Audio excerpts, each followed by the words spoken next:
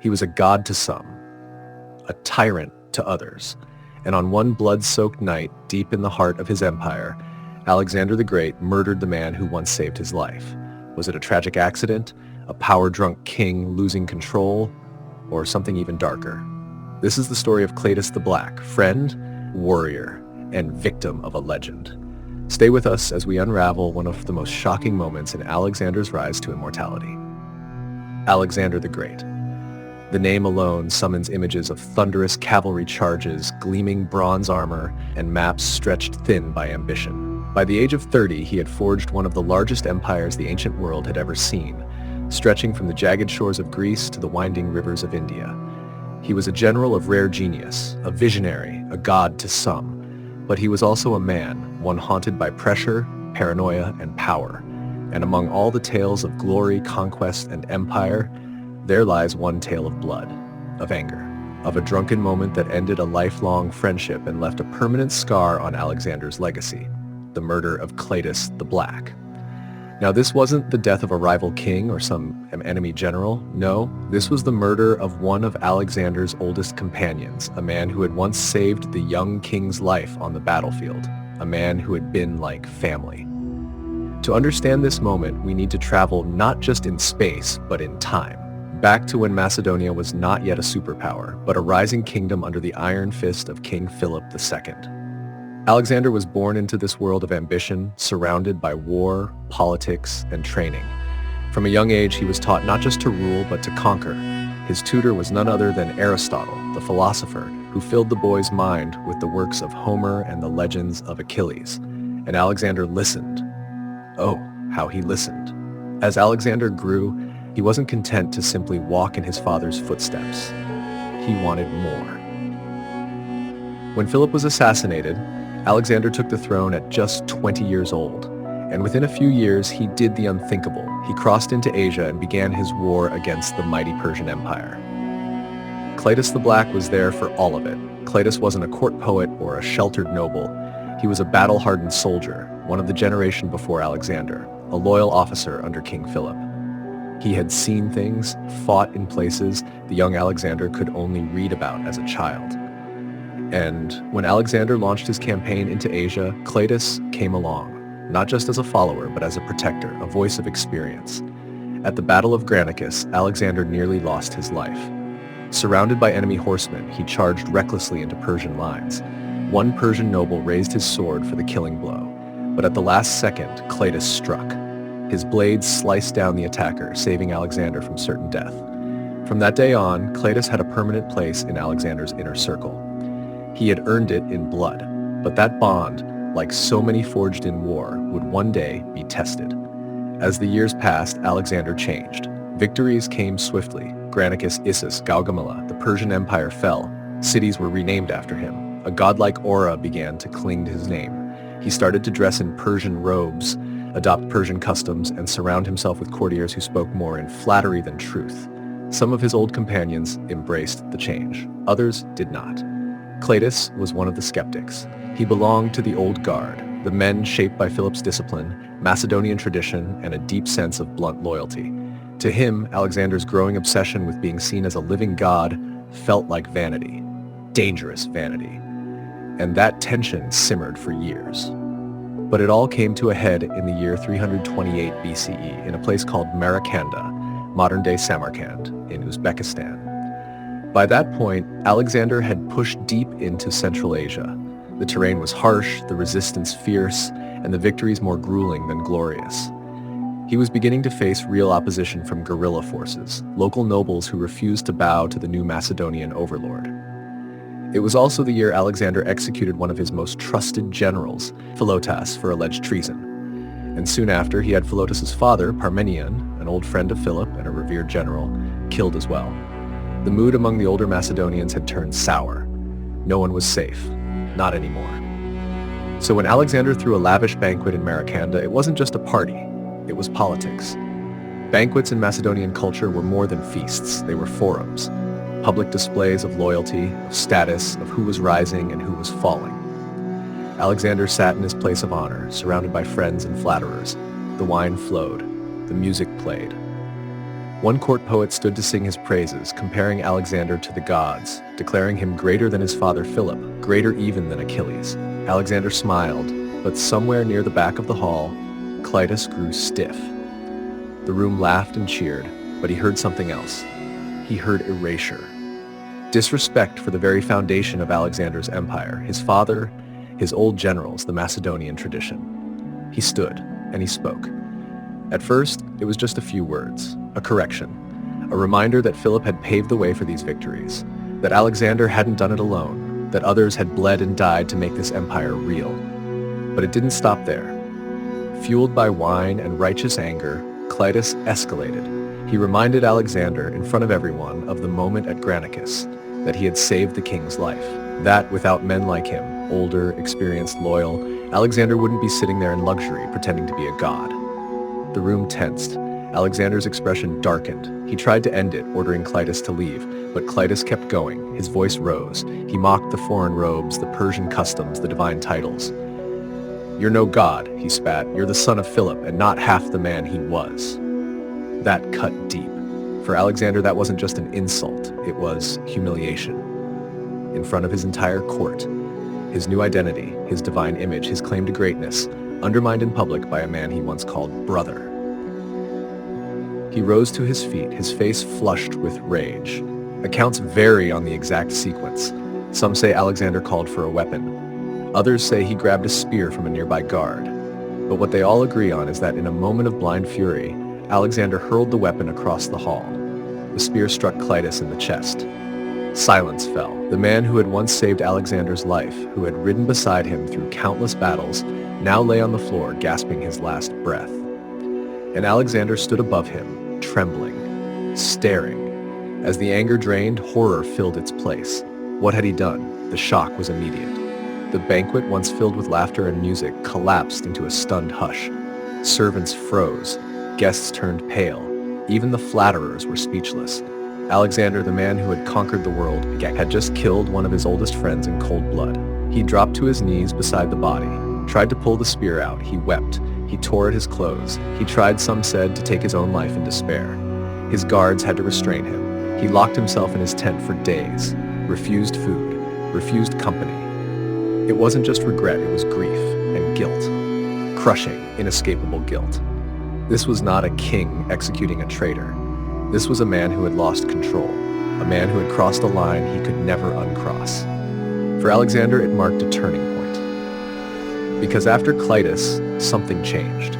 The veneer of divinity cracked, the friendships of old grew cold, the paranoia deepened, more purges followed, more executions. Alexander, once loved by his men for his bravery and brotherhood, began to be feared, not just as a conqueror, but as a man who could kill even those closest to him. And for the Macedonian troops, many of whom had known Cleitus personally, the message was clear. No one was untouchable, not even heroes. So what led to that moment? Was it pride? Was it cultural tension? Greek versus Persian values? Was it the corrosive power of absolute rule? Or was it simply the story of a man who flew too close to the sun? We don't know for sure what raced through Alexander's mind in the moments after he killed Cleitus, but we can imagine it. We can imagine the roar of guilt, the ghost of a friend lying still, and the heavy weight of history beginning to turn. Because even the greatest of men can fall. And in that hall, lit by torchlight and soaked in wine, Alexander the Great, conqueror of empires, conqueror of kings, was conquered by his own rage. The death of Cleitus the Black wasn't just another line in Alexander's campaign log. It was a fracture, a split, not only in his personal life, but in the very spirit of his army. And from that moment on, the man who had once seemed unstoppable began to show signs of wear. Alexander had always been a visionary. He dreamed in empires, thought in gods, and saw no horizon he could not chase. But what happens when a man builds a world and finds himself alone in it? After the murder of Cleitus, Alexander's grief was deep and real. Multiple ancient sources, including Arrian and Plutarch, describe the torment he went through. He isolated himself, refusing food and company. He lay in darkness. And while no one could truly know what he was thinking, it's clear that something inside him had broken. He had killed a man who wasn't just a friend, but a symbol. Cleitus represented a connection to Alexander's past, his childhood, his father's reign, the old Macedonian guard. Killing him wasn't just a drunken mistake, it was symbolic. It severed a tie to the roots Alexander had been slowly pulling away from since he first stepped foot in Asia. But Alexander was also a king, a conqueror. He could not grieve forever. Eventually he emerged from his self-imposed isolation and resumed command.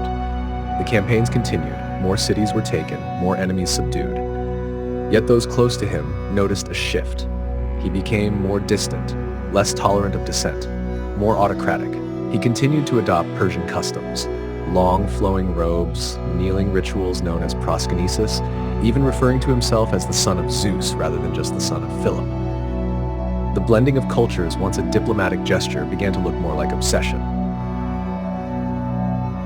To his Macedonian companions, especially the older veterans, this transformation was jarring. They had followed Alexander across deserts and mountains, not to see him become a Persian king, but to spread Macedonian glory. They saw themselves as equals with their king, not as groveling subjects before a god.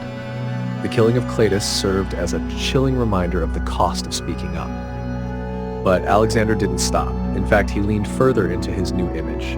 He married Roxana, a Bactrian noblewoman, symbolizing his desire to unify his empire through blood and alliance. He encouraged his officers to take Persian wives. He even began forming new military units made up of Persian youths trained in Macedonian fashion, what he called the epigoni, or successors. To the younger officers, to those raised in Alexander's shadow, this was revolutionary, a vision of a new, blended empire. But to the veterans who had fought in Greece, who had stood by Philip, it felt like betrayal, and still the conquests marched on. In 327 BCE, Alexander crossed into India, determined to push the limits of the known world. He faced fierce resistance from the tribes of the Hindu Kush, and later from the powerful king Porus, who commanded war elephants and an army as disciplined as it was deadly. The Battle of the Hydaspes River was one of the toughest Alexander ever fought. Though victorious, his army suffered deeply. The monsoons, the unfamiliar terrain, the endless campaigning, it all took a toll. And then something unthinkable happened. His men refused to go any further. At the Hyphasis River, what we now call the Beas, Alexander gathered his army, eager to press deeper into the mysterious lands beyond. But the men had had enough. They had marched over 10,000 miles, been gone from home for nearly a decade. They were tired. They were homesick. They wanted no more gods, no more glory. They wanted to go home. And Alexander, the man who had never turned back, the man who could bend kings to his will, he was forced to listen. He wept, he begged, he tried persuasion, promises, even guilt, but his army stood firm. He relented. This moment, often referred to as the mutiny at the Hyphasis, was another breaking point. Not a violent one like the murder of Cleitus, but a quieter, more existential one. For perhaps the first time, Alexander realized the limits of his power, not on a battlefield, but in the hearts of his own men. The return journey was brutal. Alexander decided to explore the Gedrosian Desert, a vast sun-scorched wasteland in what is now southern Iran and Pakistan. It was a disastrous decision. Starvation, thirst, and exhaustion decimated the army. Thousands died. Some say more perished in that desert than in all of Alexander's battles combined. And through all of this, the shadow of Cleitus seemed to follow. Not literally, of course, but symbolically. Cleitus's death had opened a door to a darker, more erratic Alexander, one driven less by vision and more by a need to prove something to himself, to history, maybe even to the gods he claimed kinship with.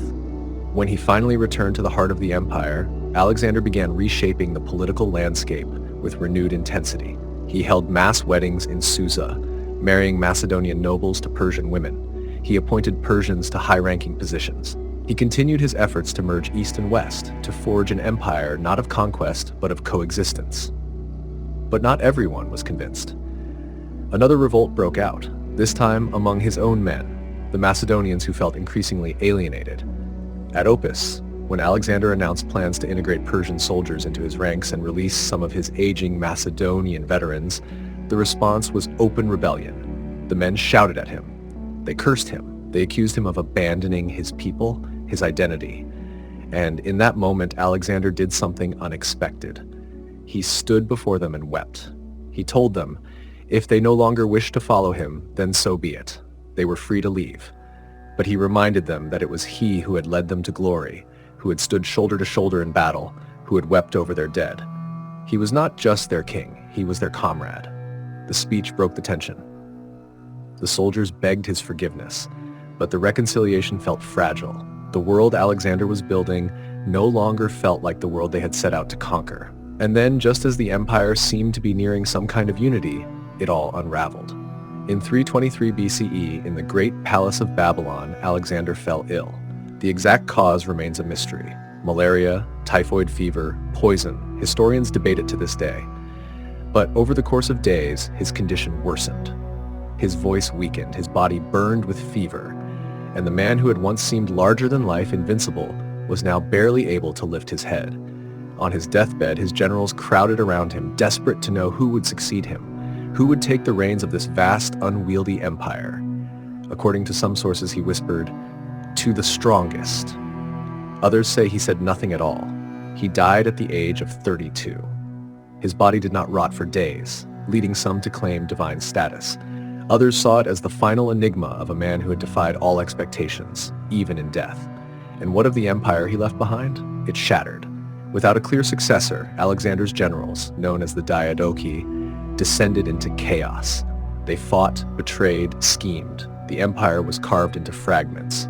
And though his name lived on, etched into cities and legends, the unity he had tried to build was gone. But through it all, the story of Cleitus remained. Because Cleitus was not just a man, he was a mirror that reflected who Alexander had been and who he was becoming. His death marked a transition from brotherhood to tyranny, from camaraderie to isolation. It was a turning point where the line between man and myth began to blur, and it's no coincidence that many of Alexander's most controversial decisions followed that night in Maracanda. The death of Cleitus was not the end of Alexander's empire, but it was the beginning of its unraveling. You see, power is a strange thing. It elevates, yes, but it also isolates. It bends reality. It creates an echo chamber where truth becomes fragile and loyalty becomes dangerous. Alexander was more than a conqueror. He was a dreamer, a unifier, a man who wanted to fuse East and West to create a world where Persians and Greeks could dine at the same table. But in that pursuit, he lost pieces of himself. And perhaps Cleitus, the gruff, loyal soldier, saw it happening. Perhaps his final words were not just drunken rants, but desperate attempts to shake a friend awake, to remind him of who he once was, to remind him of home. We'll never know for sure. But we do know this. Cleitus the Black died not at the hands of a king or a god or a tyrant. He died at the hands of a friend. And Alexander the Great, mighty though he was, never truly recovered from that moment, because no empire, no victory, no city bearing his name could erase that night. The torchlight, the music, the wine, the sudden silence. In the end, Alexander conquered the world, but he could not conquer himself. And that, more than any battle, may be the most tragic victory of all. So, what do you think? Was this just a drunken mistake? Or was it something deeper? A sign that Alexander's power wasn't just expanding across continents, but consuming him from within. Let us know your thoughts in the comments below. And if you enjoyed this journey through history, don't forget to subscribe for more epic stories from the ancient world. Thanks for watching, and until next time, keep exploring history.